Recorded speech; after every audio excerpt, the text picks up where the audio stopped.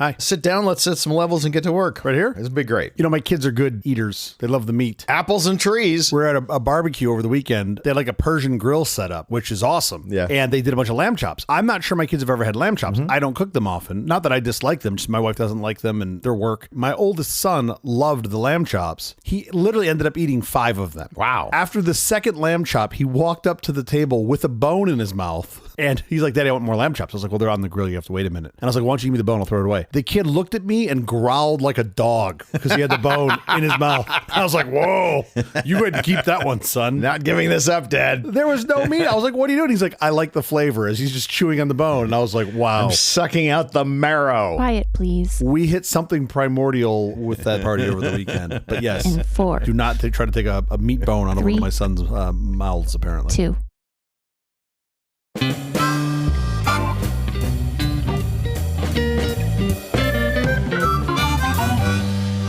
The Apple Company presents a truly terrible podcast. Welcome to Nonsense Season 4, Episode 18. I'm Jeff Parker. I'm CJ Little. This is our take on the week's business, tech, and entertainment headlines. This time, engineering under fire has turned Ukraine into a drone superpower. It's taken a war with Iran for us to finally recognize Ukraine's amazing engineering prowess. Wow, that's true. Yay, us. Meta reportedly eyes 20% staff cuts to fuel AI ambitions. So when they said Meta AI is powered by people, I didn't realize they were powering it using the actual flesh of people. Hormone disruptors found in popular audio gear. Good news, my mono gear now identifies as stereo.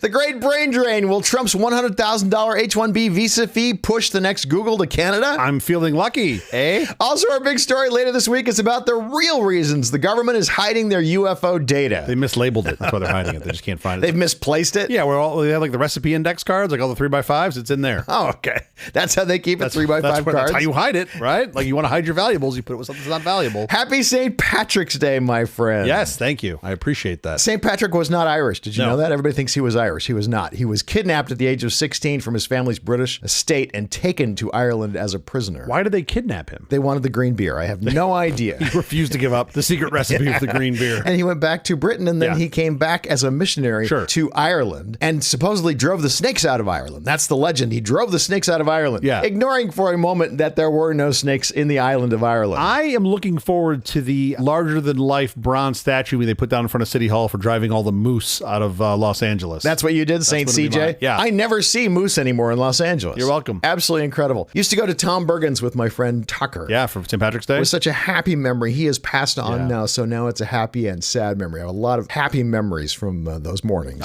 Between Tom Bergen's and Molly Malone's down the street, you can get your Irish fill in one day. Man, oh man. That was fun. How is your week going? My week has been lovely. I don't know if you know this or not, but summertime is here and it is ready to go. Boy, is it ever. We spent all weekend at pool parties with some friends. The kids were in the pool. We were barbecuing. We were having a blast. It's beautiful. It was absolutely enjoyable. I do apologize to all of our friends and listeners in the Midwest and the East. Right. I think the Upper Peninsula, as of the time of recording, of Michigan still is without power, most of it, because it has been, they're getting snow measured in feet. Like they're not even telling you inches. They're just like, oh, I got 2 feet last night. Oh. And the South is about to get smacked too. Yeah, it's been really nuts. But here we're just like, fortunately, we have that dome created by the overpriced gasoline that we pay for that just keeps us all. Is that what it is? I think that's how it works. I'm not sure, but it sure has been nice. It's been lovely. I really can't complain. You know that it's definitely getting to be summertime in Southern California when the 2 shelves that have my pants and sweaters on them all go into little bins, and I don't see them again until October. They just go away. Wow. And it's all shorts and short sleeve shirts. They do that automatically. It's sort of They like do. Groundhog Day. They know that their time is limited, and it They don't see their shadow, so they go into storage. They don't. Yeah. No. To those of you who don't live in California, it's crowded here. Yeah. It's super expensive. Miserable. You do not want to live here. The restrictions on everything you do are just outrageous. Yep. The laws. The strange liberals and the things they force us to do. Terrible. Do not move to. It's awful here. Yes. To those of you who live in California, woohoo!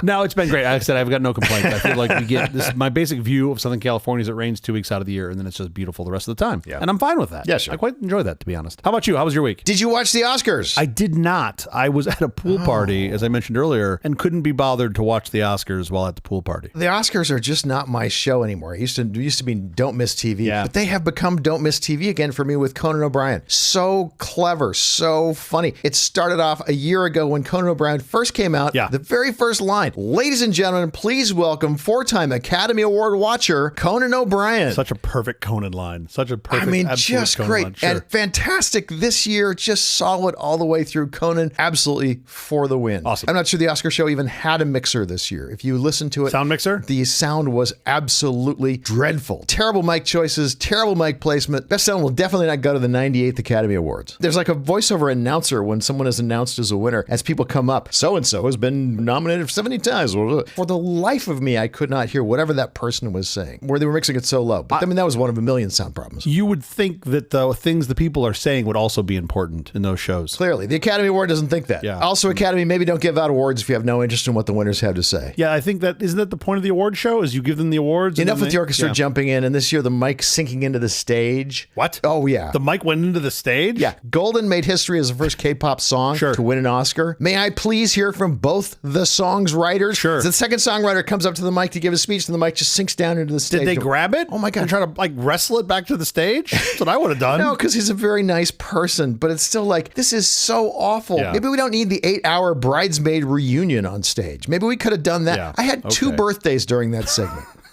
Yeah. Okay, listen. I'd like to see them try to pull that trick with like Nicholson. He's just going to procure a 7-iron out of his pocket and just go bananas on that. And go thing. after the orchestra leader. Exactly. Well, could you see that? Yeah, turns out that is a high risk job. Work comp for being the orchestra leader at the Oscars when Nicholson is nominated is. That's true. Although I was going to say I miss violence at the Oscars, but then I remember like the last time we had violence at the Oscars. I don't miss that at all. That's fine. It was better when he just ate spaghetti, wasn't it? Yeah. On the plus side, it was the best and saddest in memoriam segment ever. Wait, the best? What? Were there a bunch of people you were hoping were dead? Yeah. What was it the best? The best because they didn't try to have a singer competing with the slides of who passed away. It was just music, and you could actually see and read that, you weren't trying to show the singer at the same time. You were trying to show this guy and that guy who passed away. So it actually was quite delightful. They stopped a couple of times for little speeches inside that were wonderful. Billy Crystal kicked it off with an amazing tribute to Rob Reiner that was wonderful. It was absolutely delightful. It was a nice tribute to those who have passed. Shall we get to our headlines? We should before we're canceled. It's coming soon. The $50 billion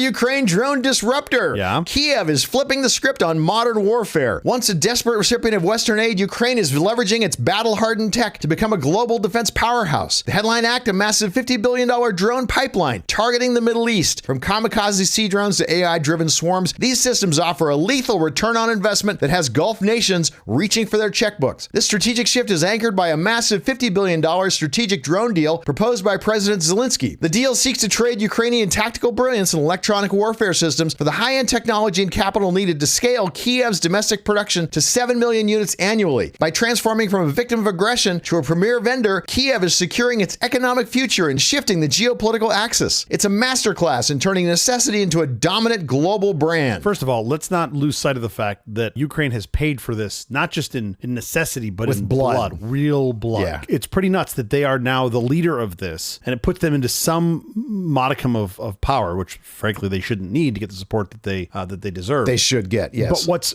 kind of fascinating to think about this, first of all, these numbers are insane. You're like $50 billion. Like, how could you even do this? They're currently cranking out 100,000 drones a month. Currently, right? That's the current numbers that they're at. So 3,000 drones a day, something like that. They're already doing 1 million plus a year. So, right, they want to go up sort of 5x, 6x that, which certainly seems feasible. 50 billion seems like a giant number. I think my hunch is they're going to lever that like sort of like a you buy one, we get one sort of thing, right? They want to be able to produce more for themselves as well. Of course. Which they will be able to do. You'll get economies of scale at this, which is pretty nuts. BOGO drones. It's a BOGO. It's a drone BOGO, exactly. What I think is kind of more interesting to consider on this is they've presented this as like, oh yeah, hey, we're happy to help, right? And they've come to the US and said like, yes, we would love to help you. Here are these drones. Now, if the US says no, and we don't no, we don't need your tech. We got the Sony My First Drone kit over here. We're fine. Then could the Ukraine just be like, all right, second bidder, Iran, are you interested in drone tech? Oh, they have made deals with Saudi Arabia, and the UAE have signed smaller, huge, but smaller individual contractors for interceptors and tech. But those are at least on kind of the same side, sort of, if you will. Yeah. So I was just curious, like, do they have a commit to us if we're not going to help them? This is actually the thing that's frustrating everyone is Trump was waffling on the deal, and it's like a great deal. Not just because they make quantity drones. Yes. Those drones are amazing. The engineering, the quality of the engineering engineering is absolutely outstanding. It's the best product that's out there. Like, absolutely, we should get it. The way that Ukraine has innovated on drones because of necessity has been mind-blowing. Yeah. Many of these drone manufacturers are a handful of years old. They've started since the conflict with Russia. Right. And they're just cranking out this massive volume. Again, not because they're doing it to make profit, they're doing it to stay alive. Yeah. I have some Ukrainian home automation technology. Really? It's fantastic. Oh, yeah, it's really good. Yeah, this is very interesting to see how this is going to go down. They've gone from being this sort of, viewed as a recipient of aid, it was really a lot more than that, to now not just a pioneer, but a leader in this tech. And that I can't imagine anybody would have better than this. I do not understand why the U.S. has not come to the Ukrainians' aid in a bigger, more aggressive, decisive way. I mean, we're currently using Patriots to shoot down these drones. These drones cost around like 15, 20 grand. And we're using a Patriot, which is like a multi-million-dollar missile. Oh, yeah. It's like we are literally using the golden hammer to go hit these things. Like, maybe we shouldn't do that. So the Ukrainian solution gets us more parity, where you're getting something like $15,000, $20,000 interceptor drones that you can now throw at this. So you're getting 80x of those drones. Wow, math. that just seems like what a deal that is. They are very efficient. I mean, the drones that they started out using, they were using some inexpensive Turkish drones that were like $100,000 each. Yeah. After we had offered them drones that were hundreds of millions of dollars. So these much cheaper Turkish drones that they were starting out with, they managed to make work because Russia was not able to jam their radios. Yeah. Now they've come up with their own drones, and they're all sorts of specialty drones, and so much better than anything that existed before. I mean, they've made a bunch of mistakes, right? That's how you get to be good. You learn from your mistakes. Yeah, it's pretty interesting. Smart people. The idea of having a massive drone wall, right? Like, so you go to the Olympics and you see the drones flying around, spelling little things out in the sky. Like, oh, it's cute. It's the Olympic rings. But thinking about that from a defense perspective is really fascinating. And it's just how much warfare has changed from giant ICBMs to a bunch of these little tiny mosquitoes that are basically going to protect you and even go on the offensive. It's incredible. Zelensky warned that a protracted war in Iran could drain global supply of air defense missiles like the Patriot that Ukraine still desperately needs for its own survival against Russia. That's an interesting swap. That's what they should do. We'll give you 4 drones for every Patriot that you give us. Right. They're in the money. While Ukraine is exporting its tech, it must ensure that it doesn't demilitarize itself. Zelensky's strategy is to allow controlled exports. Yeah, of course. It's a balance. By private companies to boost the national treasury without depleting the frontline drone wall. It's also interesting to note that part of how they got here and why I think they, being the Ukrainian drones, are going to be so much more effective is Iran pioneered that Shahed drone that they exported to Russia to help destroy Ukraine. So those lessons learned were against Iranian drones, right? The Ukraine has worked with these drones already. Right. So they already sort of know what the soft spots are, if you will, or how to counter them. So they already have this experience baked in from the last 3-4 years of fighting, which there's no price you could put on that, right? That's invaluable. You hate the way they got this expertise, but wow, is it cool what they've done with it. But they have it now. Meta cuts human staff to fund $135 billion AI infrastructure. Meta is reportedly preparing a massive workforce reduction that could eliminate up to 20% of its staff, potentially impacting approximately 16,000 employees. This historic move, first reported by Reuters on March 13th, marks the company's largest layoff round since the 2022-2023 year of efficiency, not that many years ago. The primary driver is the skyrocketing cost of the AI arms race. Meta plans to spend up to $135 billion this year alone on data centers and infrastructure to power its upcoming avocado and mango AI models. Well, that'll go good with the Chips and Salsa Act. To fund these expensive bets, top executives have reportedly instructed senior leaders to begin streamlining operations. While Meta has officially dismissed these reports as speculative, the potential cuts signal a fundamental shift toward an AI-assisted workforce where automation replaces traditional human roles. That, I think, is probably net positive. 20% is a big number. I don't know how much of this was metaverse related. They still seem like they had a lot of people that were in that group. Not nearly that many. They've been getting rid of that group for a while. I think they're talking about a $100+ billion annual spend. That's their current spend, right? Like $135 billion. Yeah. These cuts total around $6 billion.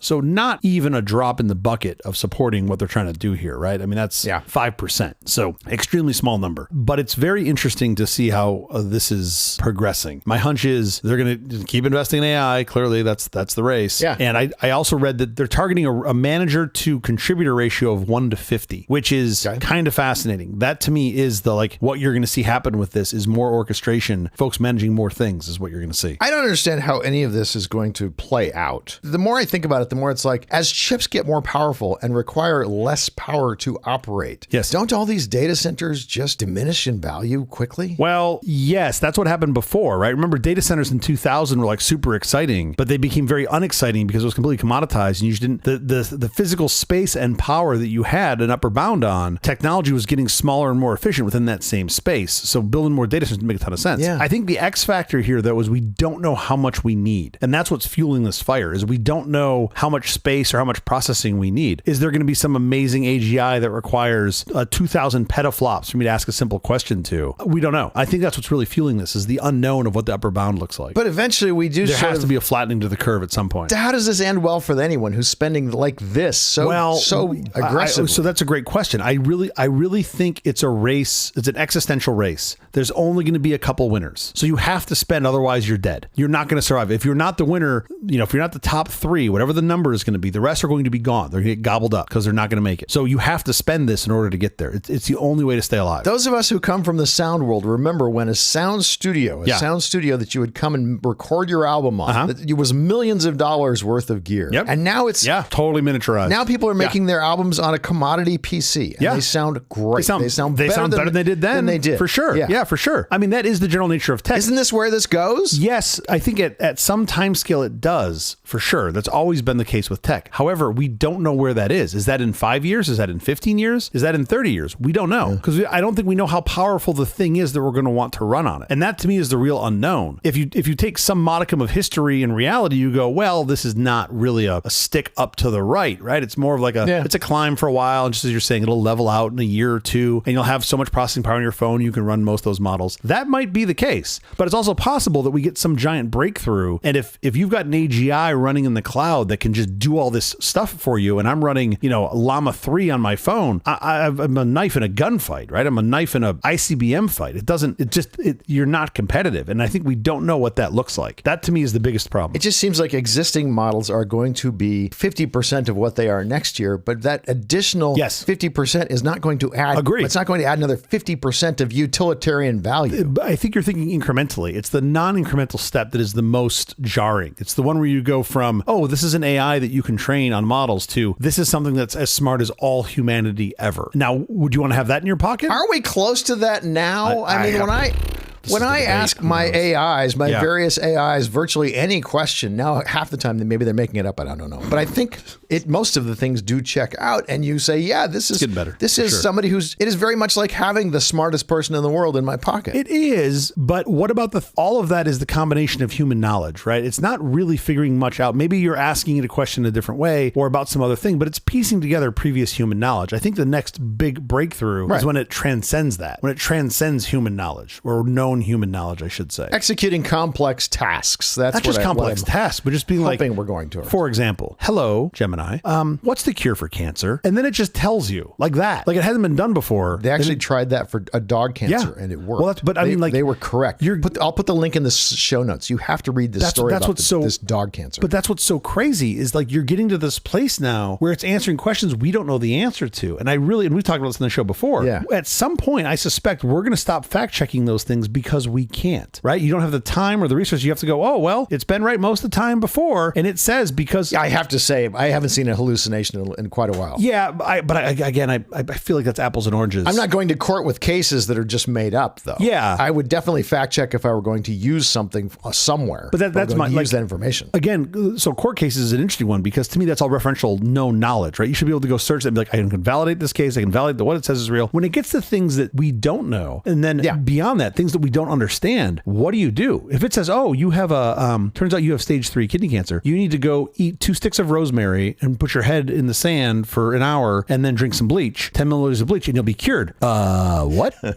Like, you go first. I mean, that's good. Like, first. Yes, yeah, exactly. Like, but like you're going to get there with stuff that we just don't know. And to me, it shows how prophetic the 30-year-old movie Contact was. That's sort of what Contact was. It wasn't an AGI, but we thought it was some extraterrestrial, knowledge source that transmitted these plans that we built, and we dropped Jodie Foster in a little ball through a thing, and she went and had this amazing experience. And they're like, no, you just fell through and landed at the bottom. It was all made up, which is right. We don't know. Like, we are you and I are likely going to see that in our lifetime. And that is mind-bending to me of what that's going to look like. But we don't know. Is that next year? Is it in 5 years? Is it in 15 years? We don't know. Yeah. But it does seem to be coming. The job disruption is coming within 5 to 10 years. The job disruption is coming now, for sure. Massive seismic shift. But the big one, though, you're going to have an even much bigger seismic shift. But I'm not entirely convinced that it's all going to become Wall-E. Like, no. In some ways, we're more Wall-E now because of the entertainment complex than I think what tech is going to do to it, right? We already have a bunch of folks who just want to be amused the entire time. Sure. Like, I think that's been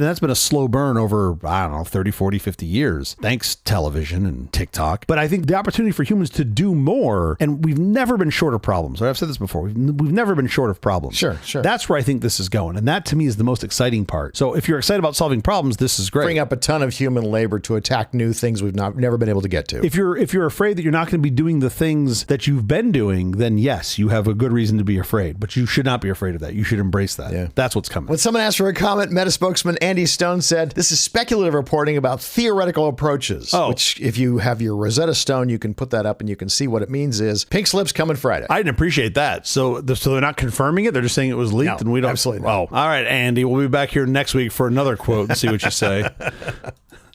Theoretical approaches.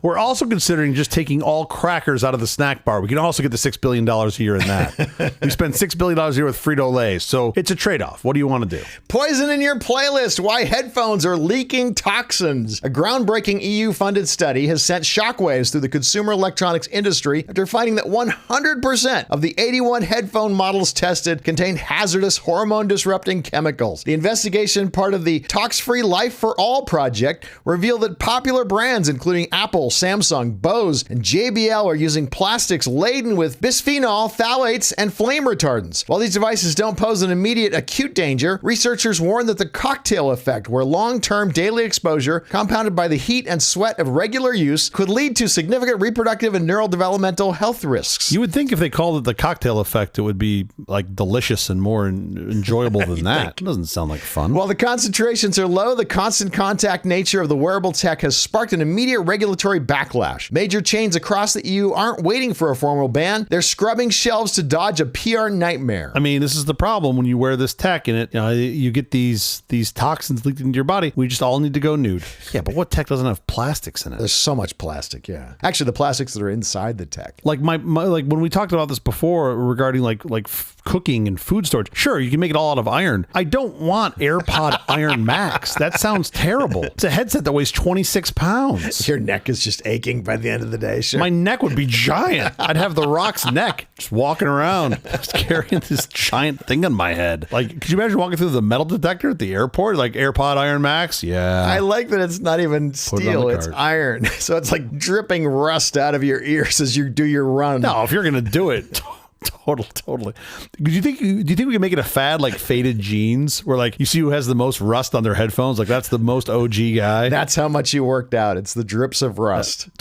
Totally. Well, this in many ways, yes, I want to open the Pandora's box on this, but much like when we talked about plastics last week, man, this is a rabbit hole once you get in there and you're like, oh, all of these things are terrible for me. Like they're all terrible, all of it. I thought this study was really interesting. They split up the testing into 3 basic chunks. Yeah. They tested the things that touch your skin, the things that don't touch your skin, and then an overall score. And they did a sort of a green, yellow, red. Green being meets all industry standard expectations. Yellow's like you're at least legally compliant, but not as good as you can be. And red is you just fail. Yeah. And it was really interesting to see how that played out. It does seem like there's a market for folks. Like if you have a pair of headphones and you can replace the cups or put some sort of like the thing that touches your head, where they can make it out of cotton or some wool, some sort of material that you have less worry about than whatever the plastic crap is. Like some, artisan. I go buy my $300 Bose headphones and I can buy $80 cups that are customized on Etsy that don't have these risks. Like I know some people are doing that. I've bought different cups for some of my headphones in the past. Sure, I have too. But I'm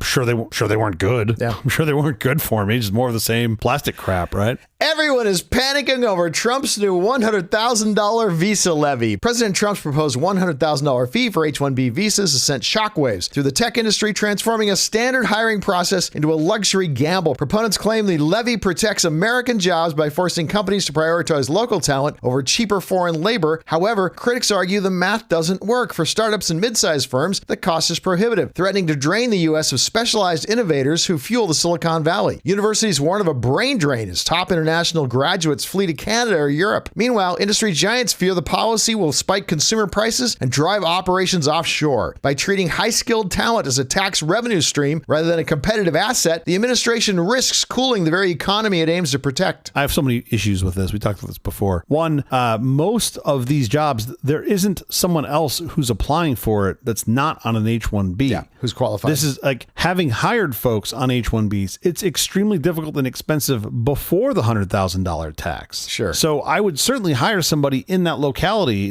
if I wanted them in the U.S. before I would do an H-1B. We're just out of people. We've got more jobs that we want to tackle than people. Also, specialty engineers and things like that who know things that no other people know. Yeah. It's not like you can just go down to your local. You're not giving them a discount. Yes. So that's like, but maybe that's the more esoteric problem. I think what is going to hit people more close to home on this is H-1Bs aren't just used by folks in the tech industry and super nerds. It's used by everybody. You've got, there's something like 5% of all H-1B petitions are going to medical professionals. Oh, yeah. And these are especially people that are willing to work in what we call medically underserved areas. Sure. And you can't get U.S. doctors and U.S. healthcare professionals to go there. So those clinics now are going to have, they can't pay $100,000 on top to have somebody come in and work there. That's going to be hit hard. Sure. And you see that with teachers as well, especially areas that are underserved with teachers. $100,000 fee for a $50,000 a year teacher doesn't make any sense. Right? And this was cited in Alaska, where Alaska has a hard time getting folks to come there and teach, which makes it hard for them to get people to come there and stay there to raise a family if they don't have good schools. Sure. And they've used folks, I think, especially from the Philippines there. And now they're like, the state of Alaska can't afford to pay $100,000 for each one of these that they've got there.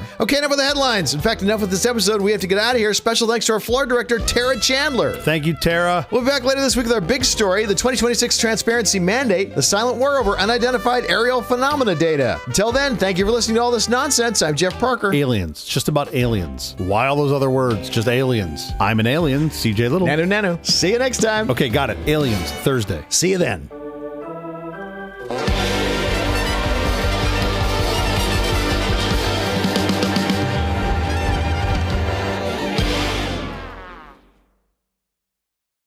The Davong Systems DSi 501 fixed disk drive. One low price buys you the expanded storage, speed, and reliability of a Winchester technology hard disk system. Designed for the IBM personal computer by Davong Systems, Inc. Wow. Full software support includes an installation program and complete diagnostics. The DS501 disk drive runs both IBM DOS and QNX, a Unix-like operating system for the IBM personal computer. Okay. Take this ad to your participating Computerland dealer. Ask for the $6,800 hard disk system by Davong. Wow, $6,800.